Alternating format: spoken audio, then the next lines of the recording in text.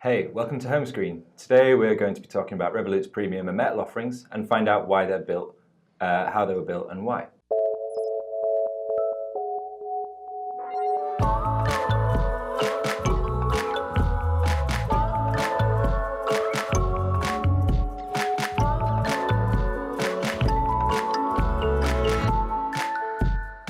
Hello and welcome to Homescreen by 11FS. I'm your host James Safford, and on today's episode I'm joined by George Robson, product owner at Revolute. Hey George, how you doing? Thanks for having me. Good to be here. If you didn't watch the first few episodes, check them out on either the 11FS YouTube channel or on the 11FS Twitter. So why are we speaking to George today? Well, George looks after product for Revolut Premium and Metal. They've sort of spearheaded the Fintech freemium approach in the UK, and we wanted to find out why this business model works so well. So there are two types of product. One is a premium, and then you've got the metal one, which is slightly above the premium. So what's the sort of rundown of those? So, as you said, we kind of spearheaded it in the sense that we were the first entrant out of our direct competition to launch on the retail side, a subscription product aimed at really basically giving us a platform on which we can launch a much broader suite of features. Yeah. So what that meant in practice was we launched the premium product in, I think it was March 2017. Metal product followed under the same team in August of last year. And the idea is basically, from our initial cohort of users, right, we have a lot of people who travel frequently, live very financially sophisticated lives, who wanted to be able to tap into that and then basically reduce more frictions in terms of how they move their money. Yeah. So the initial product that we launched was very much focused on unlimited transfers, unlimited FX, higher ATMs, travel insurance.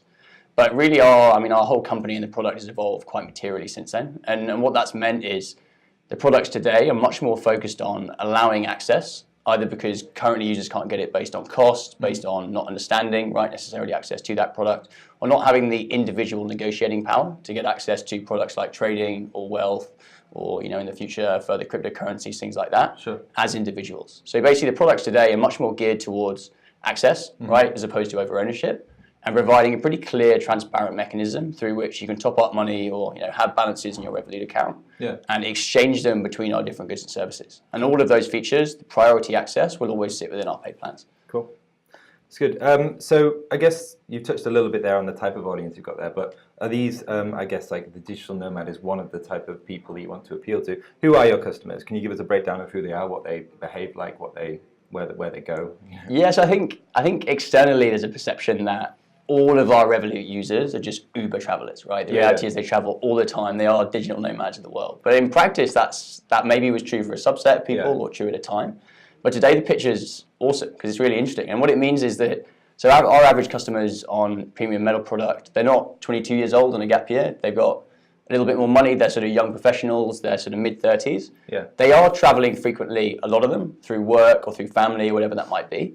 But in reality, what they're looking for is a taste of some of the more sophisticated products that they can't get access to as an individual. Yeah. They love our user face anyway, they use us every day, but in practice, they want a little bit more. And so I guess the question here is around how did you validate that? So I know that, for example, Monzo had a bit of a situation where they were maybe having trouble with ATM withdrawals in different countries and had to sort of set a direct policy for that. Now yours seems like the other way in terms of doing a policy around that. Is there any way that you tested on your users to see, okay, we want to continue spending abroad and we're willing to pay a premium for that? Yeah, so as I said, some of our features, I say, exist from a time where we were heavily travel focused. Yeah. So there was definitely a lot of validation of practically what do you need when you're abroad to enable you to live your life seamlessly. So ATMs are an important component, especially if you're traveling across Asia and places where cash is more prevalent. But I think that something that's been really important for us is saying, well, what are the quite established verticals of, basically, you earn an amount of money, you pay an amount of tax, and what's left, and what do you want to do with that? And what sort of mechanisms do you have for using those funds? Okay. And that's why I think you've seen our focus move beyond just travel products and move into everyday current account stuff, which is fundamentally important, but also pushing beyond into trading and investment products, because that's actually a great use, but something that most people don't have a means of accessing. For sure. Now, I guess a final question on this point, which is more about you as a product person. So I was interested, what's the makeup of your product team? What does a day in the life for you look like? What sort of methodologies are you applying? That kind of stuff. So Revolut, it's true for all of the teams, but we're growing quickly, right? Yeah. So we're going from a scale where you'd have one full stack team to multiple, right? Working on multiple roadmaps. Yep. And I guess the complexity that comes within that increases materially as you go through not just expansion here in Europe, right, as we consolidate some of our existing markets, but also you may have seen that we've announced that we're pushing out for non-European expansion over the course of the next few weeks. Sure. So if you like, the focus on us as a product team to localize these premium products in particular just increases over time, right? Because the way that people consume their financial services is radically different in Asia and the US relative to here. Yeah. So in terms of work process, what that means is, well, what we release are generally, I would say, more significant independent feature releases relative to a lot of other product teams, potentially within Revolut as well. And what that means is our life cycles is generally 2 to 3 months, right? To develop something like airport lounges or launch Medal, it's kind of a 6-month project. Yeah. So in practice, what it means is working on something like, it's agile led, but it's much more like milestone focused. Because for us to really compartmentalize everything into 1 or 2 weeks doesn't necessarily give us enough time to validate the next block of work we're trying to move forwards. So it's much more focused on what are the key milestones that we need to deliver to move this sometimes quite material project to production. That's interesting, because I remember there was a stage last year where I guess you could call it like a kind of a chase between all of the big 3 fintechs in the UK, Revolut, Starling, and Monzo, who could release this same feature quickest, or who could, that sort of thing. And it seems that may have stopped when you got to Metal. It looks that way from the outside anyway. That's not the case for you've got those core functions in place now, and then now the 3 banks seem to be going off and building their own different types of feature. So that must have been a bit sort of weird, like being there at the time when you were seeing all of these new features being built, and then now having a sort of different approach. Was it? Yeah. So I mean, was that based on the 2-week sprint model when they were doing that before, or? Yeah, so I think there absolutely is some truth to that. At the moment, some of the product offerings obviously have common features, right? So some of the defining features for these different products haven't necessarily been released yet, or in some cases even announced, right? And that differentiation almost necessarily will increase over time as people identify with the product and the set of features that they want. I think the thing that seems to be true, I mean, it's something that we really prioritize, and I'm sure it's true to an extent for our competition, is subscription products, or at least paid products in financial services even, have been around for a while. But generally the thing that's defined them is well-established set of features and relatively fixed, right? You see a lot of those propositions haven't moved for 10 or 15 years. And that's probably because the people that they're serving don't expect it or demand it, right? But I think the thing that's defining about our product is something that we expect our users to hold us accountable to, is that the features we will release will evolve over time. We want to see material features coming to market, ideally every 1 to 3 months, so that you are continuing to pay a consistent price for a value proposition that is continuing to evolve. Awesome. And you should hopefully see that you're not just buying into a product today, but you're buying into that roadmap and sort of an expectation that we will continue to build on that in the future. Cool. You touched there on the roadmap as well. What's the policy there at Revolut? I guess the one thing is we want to manage expectations, right? Sure. And we want to make sure, especially given that in financial services, there's a huge amount of regulatory oversight, right? And a lot of licensing that you need, especially to make some of these more material product releases. And actually getting to the point where you understand that this can definitely go ahead and you have a construct for how it can go ahead. Often, it might take 6 to 8 months, right, to even get to that point. For sure. So what it means is that generally we'll wait until we have a level of understanding that, at least from a regulatory standpoint, we can go ahead. The product scope is defined, and normally we get users involved around an announcement when we're looking for consultation, right? We're looking for input. So an example of that is, the premium team at the moment are building our youth app, right? So bringing children into the product, allowing them to be secondary users on a primary account. There's a lot of oversight that's required to make sure it's compliant. But actually there's a huge amount of just discussion and discourse with people who have kids and people who are kids to understand what the needs are from both sides. To make sure you're building a product that ticks all the boxes.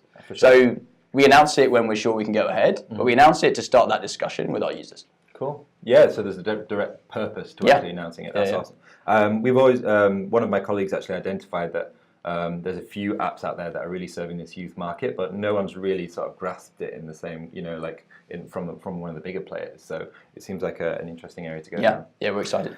So what we can see on this video is kind of the user going through the process of scrolling through the cards and then getting to this area where they can select a virtual card. Clicking on the disposable virtual card offers them the chance to upgrade. That was a bit quick, sorry about that. And then there's an extra card fee which can also be applied. So I guess the creation of a new card more specifically, this is a feature which is, sort of, you can pay a fee, but it's also available in the premium model. So I wondered if there was sort of was this a definite sort of way of you being able to get premium features available through a lot of different channels? Does that matter? Or is it sort of important for you to have all of those premium features in one place? Yeah, so, I mean, you're absolutely right in that we do put the card order flow quite centrally, right, to a lot of our experience. And that's, I guess, driven for two reasons, right? Firstly is that activation is important for us, and you have to have a card to be able to use, a pretty core part of our service, which is around transactions. Yeah. But the second thing is that we embrace virtual cards early, right? And actually we reinvested and we went back and we built disposable virtual cards. And then disposable cards was really about addressing issues around fraud, to be honest, and allowing people a little bit more privacy in how they transact and how they travel and how they, where they make transactions and what data is stored with those merchants for kind of posterity. Awesome. And that really nicely sort of ties over to the next question, which is around the fraud prevention. Who are the bodies that you've got to satisfy from that perspective? Is there any regulation around there which you've got to think about?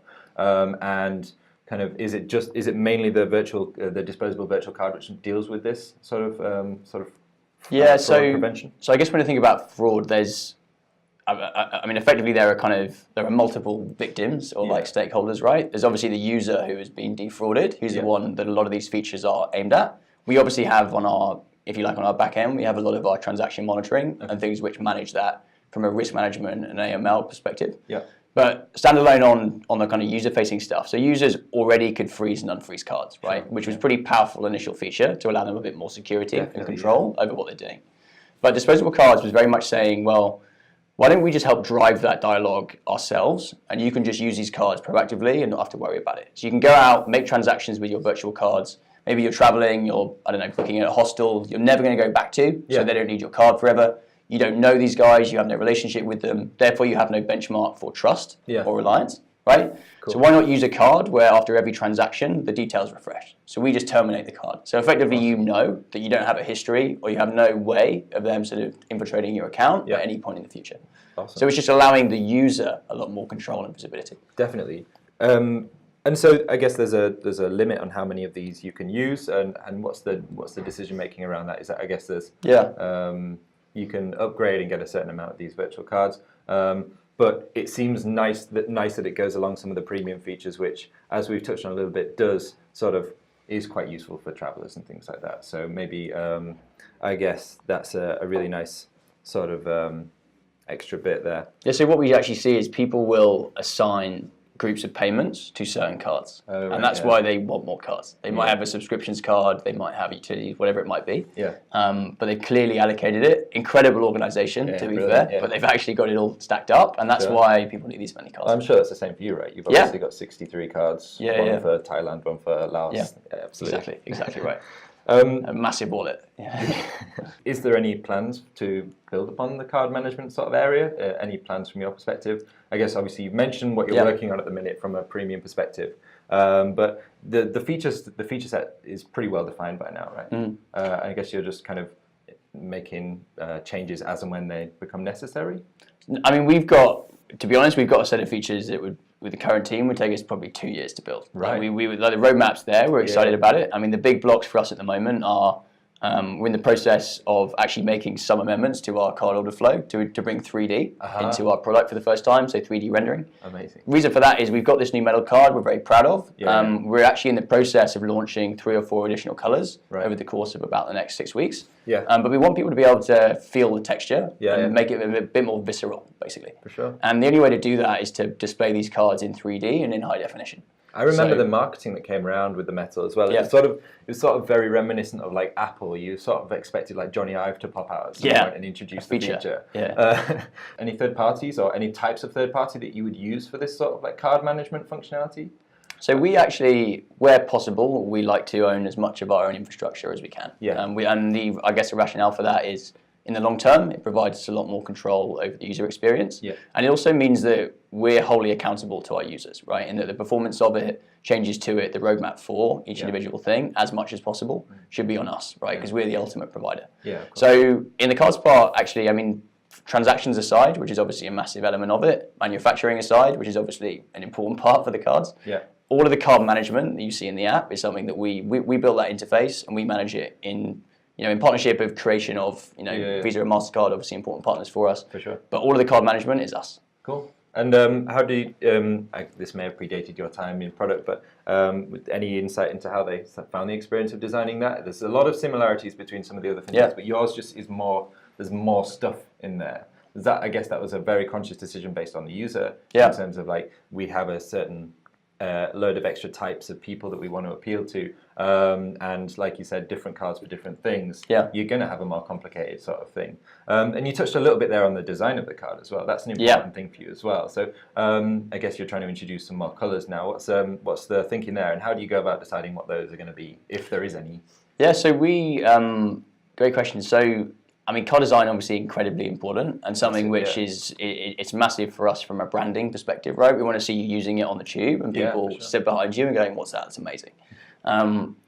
But also in practice, for our, I mean, particularly for our pay customers, right, where we've offered a bit more flexibility around card designs, you'll notice actually that over time we have filtered in and out a couple of designs. We recently launched Space Grey, we retired a Rose Gold and Black card. But basically, that's partly driven by demand, right, and partly driven by a belief that you want a set of designs where people can identify with something that they really respond to, right? And historically, choice in card designs hasn't really been available just as a standalone feature for many established financial services products.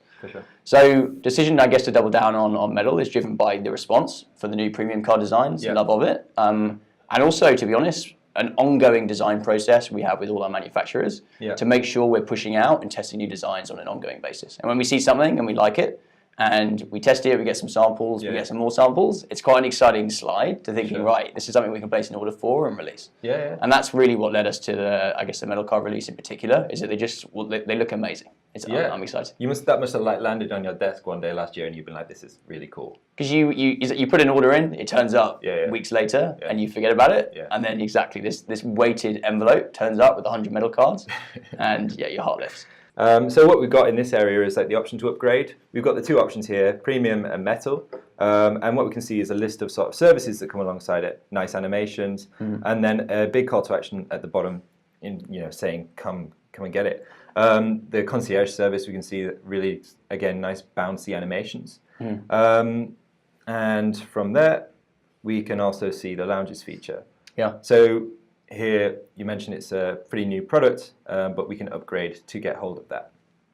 So that's kind of an overview of the different features that are sort of available, at least a few of them, within that sort of area.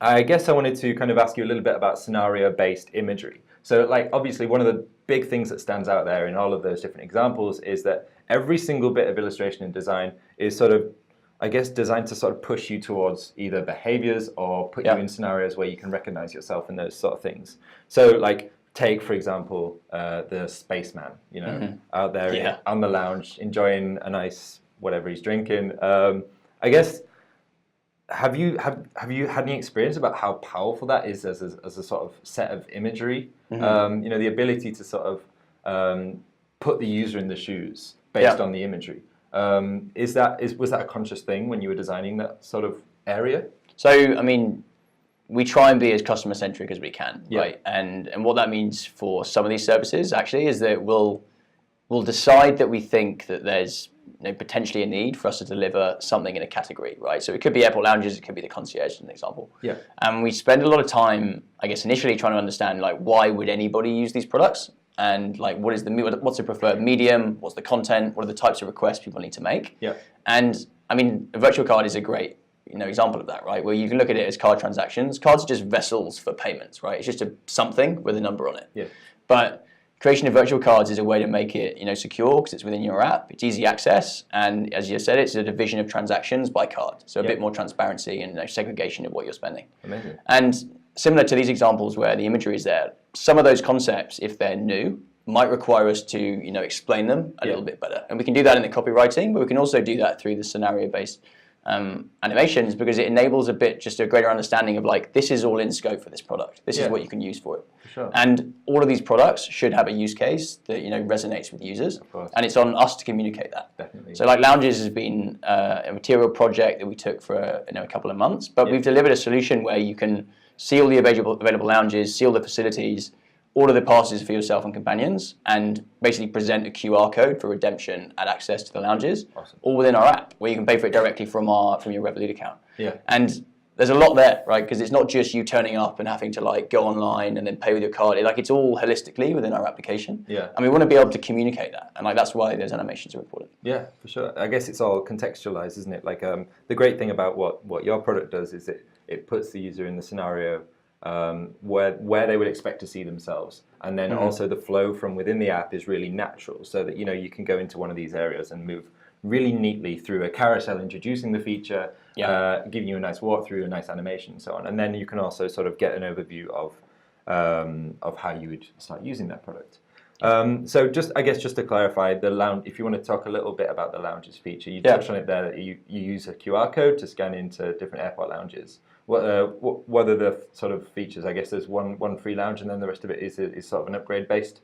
Yeah, so exactly. So one free lounge for our mail customers, and then you pay for the lounges. We're actually in the process of, the response for, I guess, the product post-launch, key learning for us is absolutely the delivery of the product is important, and we think we got that right at the moment. We love the way that it's set up. We recognise that we want to really focus on our commercial proposition. So hopefully over the next few weeks we'll have some quite exciting news about that. Cool. So basically allowing people to do everything, like end-to-end within our Revolut app is something that's important to us, and quite a significant product decision, because generally it's not a question of us just pushing out as much as possible, right? We want to spend a little bit more time sometimes in making sure we own that infrastructure, so we own that delivery.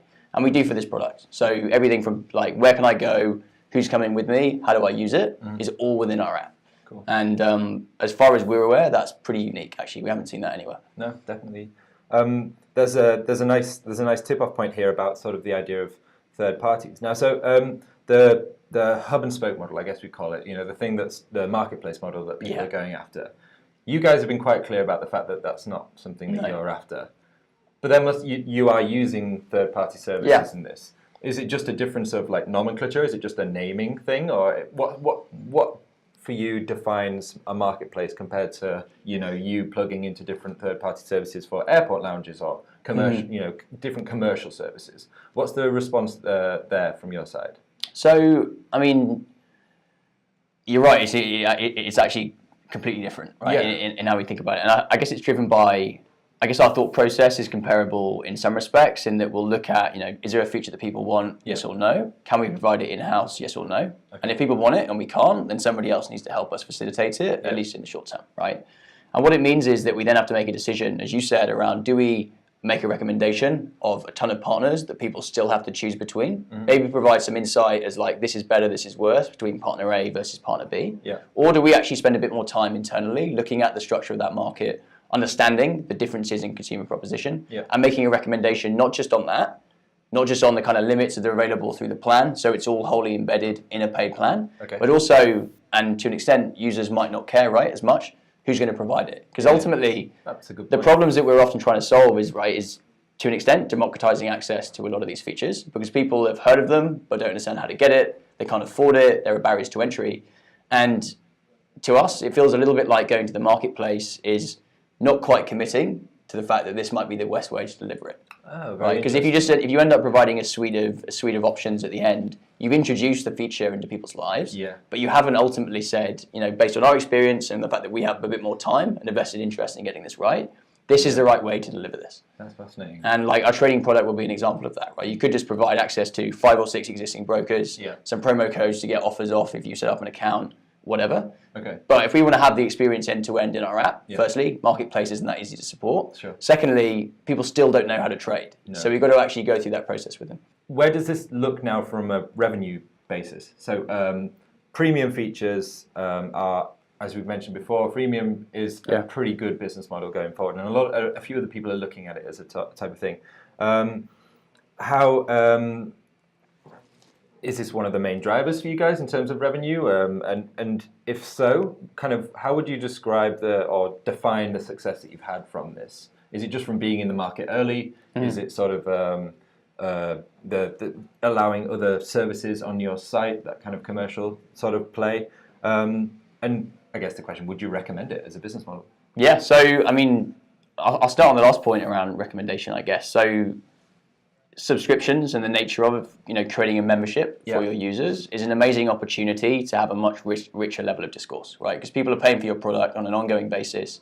They're literally investing in what you're doing. For many of our premium customers, right, who participated in crowdfunding rounds historically, they are literally our shareholders as well. So they sort of keep us honest, right? They provide a lot of the best feedback, a lot of the best guidance on what we're doing right. Yeah. I guess. So that basically we double down on that, not just on the retail side, but also on the business side, right? Yeah. So we have our Revolute for Business product, similar, also subscription-based. And basically what it enables you to do is be a lot more ambitious in what you can try and launch in terms of features sustainably, right? Because it means that we can launch these different products and not just do them as promotional offers, but do them as like, this is what we're going to have. We can afford to finance this, don't worry. Yeah. And if you want it, sign up to the products and we'll have that relationship. Amazing. And it's clean and it's transparent. Yeah. And I think that from a kind of revenue standpoint, it's absolutely been important for us as a business. We're lucky in that we have a number of business lines today. We also have transaction volume, which helps us as well. Sure. But yeah, I mean, having this recurring revenue and that visibility over it, and a clear understanding of like, we need to deliver these things to continue to have that relationship, helps us focus a little bit more on what our roadmap is, what we'll prioritize and why. Perfect. All right, well, that's all the time we've got for today. Thanks very much for tuning in. If you want to see more of Pulse, go to pulse.11fs.com or find us on Twitter at 11fs. If you've got a question or want to suggest a journey or a product to look at, then hit us up at pulse@11fs.com. George, where can people find out more about you and Revolut? Find me on LinkedIn, George Robson, look me up. And then, our website's got everything about these plans. Have a look, get our app. Brilliant. Thanks very much for watching. See you in a bit.